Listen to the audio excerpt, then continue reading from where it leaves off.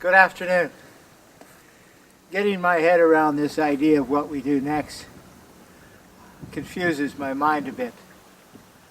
You see, I'm afraid that I'm not going to be all that optimistic.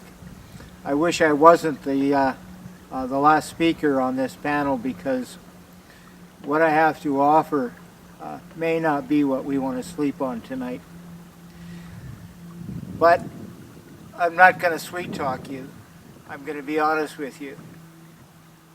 I think when you profess something, when you offer to offer a lead, that's all you can do. My opinion has only become important after spending some time in prison. Before that, I had been just a run-of-the-mill part-time professor, a master of odd jobs, farmer, and bushworker. 3.5 months in a maximum security cell for defending Algonquin land, and a whole lot of people wanted to know what I thought about a whole lot of things. I have belonged to a culture of resistance. Over the years, I've defended the land in protection of Monoman wild rice, of water, indigenous land use. But what got me thrown into prison was mining. What I'm known for is not necessarily what I know, and the short time in prison has not informed my opinion about much, except that I know that before this is all over, after what is to be done, most of you, if you are serious about what you're doing here, will spend some time behind those steel doors as well. And that may not be the worst of it. You see, I'm of the opinion that the miners will win, and win big, at least for a while. My defense was Algonquin law. Not that I thought for a minute that Judge Douglas Cunningham believed that customary law was in any way equal to the rule of law. He didn't give a shit about indigenous anything, and I didn't give a shit about him. It wasn't about justice or equality or even paternalism. Environmental justice, in such a paradigm as that of small men, it's nothing more than an oxymoron. For him, the rule of law is about power over others. That's how you keep the peace for the robber barons. I have watched a small mink bleed out a big rooster. I know how it's done. This is environmental justice, natural law, the way that indigenous people defend themselves. Cunningham pompously sat on the bench and cut his own throat in front of us all, and he fouled every one of his champions all the way to the premier's office. He created an army that would defeat him and his rule of law. For that, I would have gladly done the whole 6 months. That is only one way, though, to engage in what is to be done. My research is focused on decolonization. The last thing that I'm interested in is mitigating, negotiating, reconciling, or forgiving the colonization of the world. Freedom is not achieved through increments. Either you have it or you don't. The second to last thing that I'm interested in is publishing analytical discourse about colonialism. The academy is just another extractive tool mining the intelligence of humanity for profiteers. In my research, I've learned that change does not come about from studying the past. While understanding from where we have come is useful knowledge, change resides in the realm of the transitive verb. The challenge of preparing for what is to be done is to contextualize the future as a form of agency. Sadly, at this point in time, in the posthumous colonial world, today's nightmares are lullabies. The axiom, you get what you pay for, is a universally accepted concept. It cannot be avoided, but life is a verb. As humans, we are alive.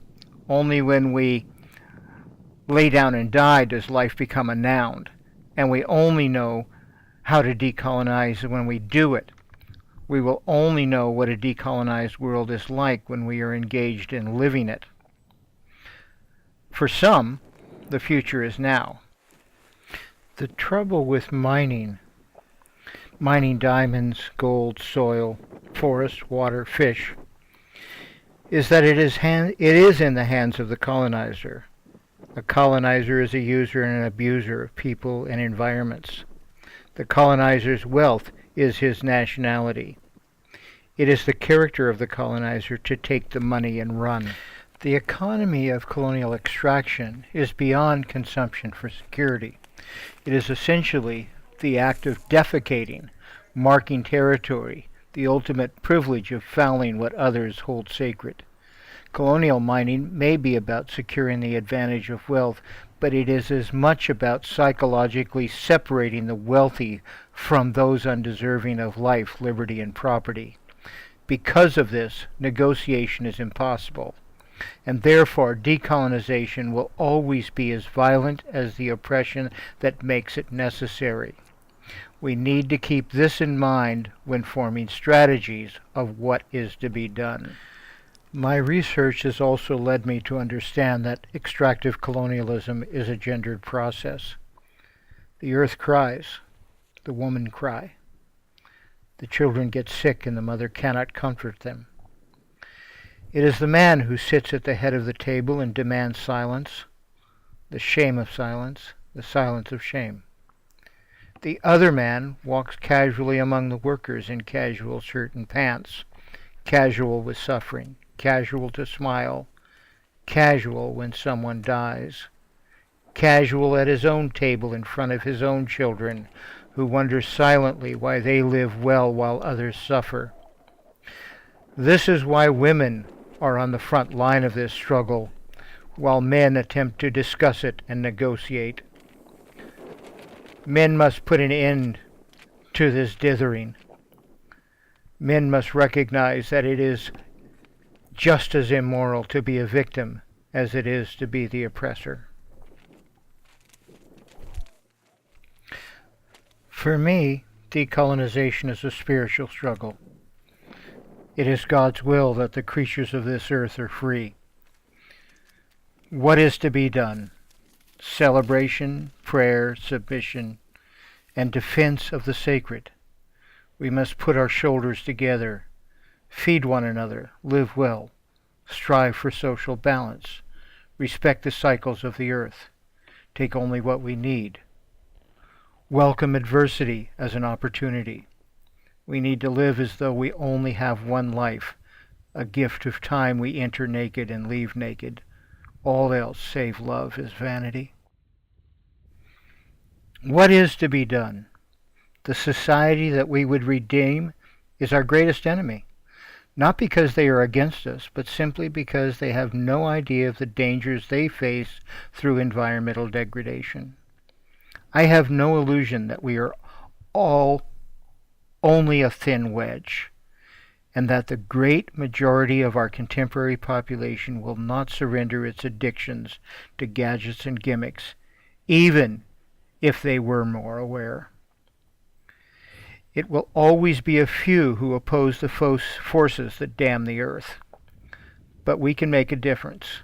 What we need in asymmetrical struggles are strategies that hurt the oppressor while causing compliant populations to laugh at them.